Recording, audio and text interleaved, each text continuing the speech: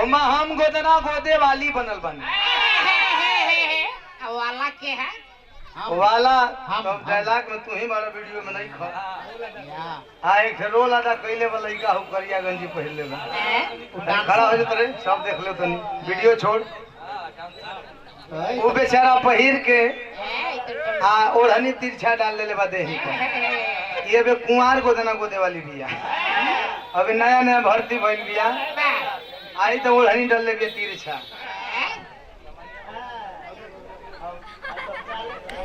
ऐसे कह के खड़ा दिया आवाज दे तनी हम डायलॉग बोलले मानी डायलॉग तनी बोल दा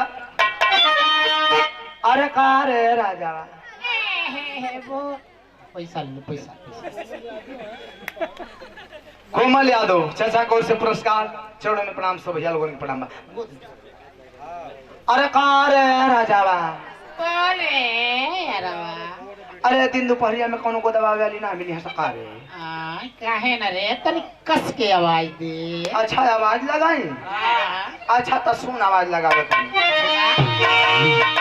अरे अइली हम पूर्व के से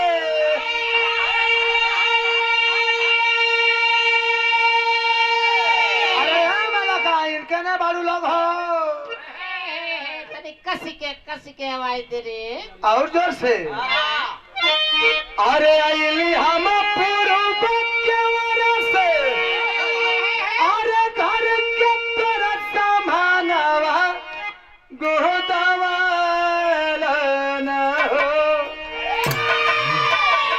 आज अपने हाथ पा गोदनवा गोदवा न हो ना यहाँ सकार है अरे काहे न ए लक्ष्मी ना बुझिया जा देख देख एक ठे मेहरारू जाती आवाज लगाओ तो तनी का बगलिए में गोहरावत हई हो सकेला आवत मेहरारू आ गेल मेहर पूछस का हो का गोदता हम कने भौजाई गोदना गोदता नहीं अच्छा का गोदवा मकल जवन गोदवा ई बुझै से गोदी ना दे अच्छा का गोदवा तनी बतावत तो हम कहले बानी अरे चाह का पूछा पी देबो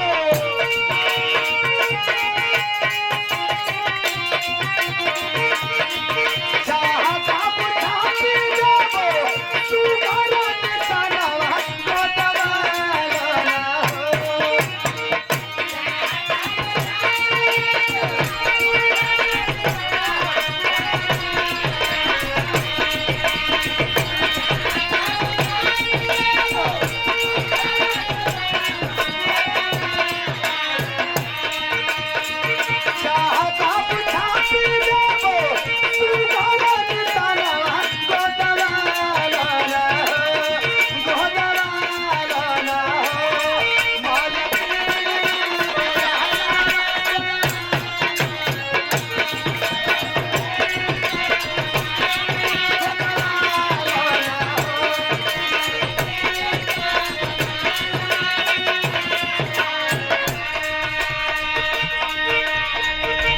Krishna enterprises Shri Krishna welding workshop बालू गिट्टी सीमेंट सरिया सीमेंट चद्दर फाइबर पाइप इत्यादि फुटकर विक्रेता एवं सप्लायर गेट ग्रिल रेलिंग खिड़की चैनल गेट इत्यादि आज दिन पर तैयार किया जाता है और कल्याणी पहदिया गाजीपुर में आप लोग संपर्क करें। इसके प्रोपराइटर हैं सहेंद्र यादव अजय यादव। Mobile number 9455957580। दूसरे का नंबर भाई 8208821461। भैया को 100 रुपया पुरस्कार भैया के प्रणाम।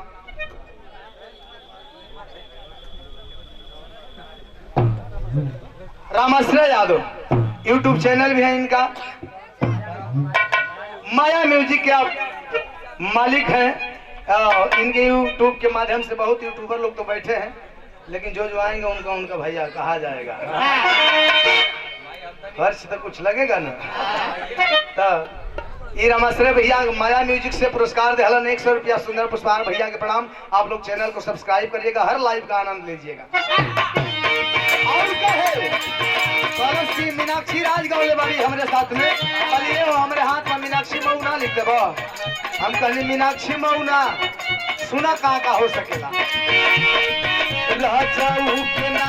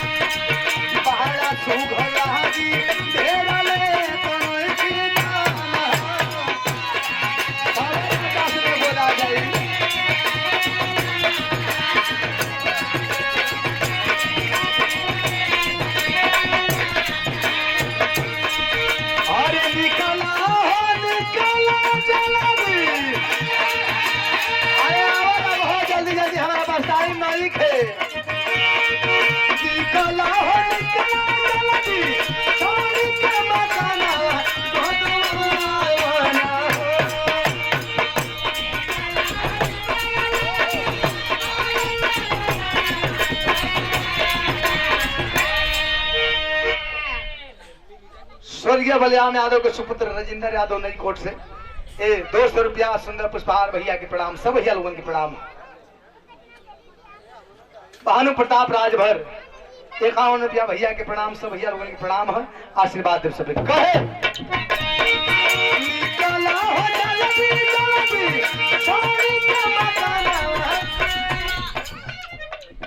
नंदलाल यादव ये पुरस्कार 100 रुपया दे देंगे। नंदलाल यादव की ओर से 200 रुपया पुरस्कार, बहुत बहुत प्रणाम, सब भैया लोगों के प्रणाम है।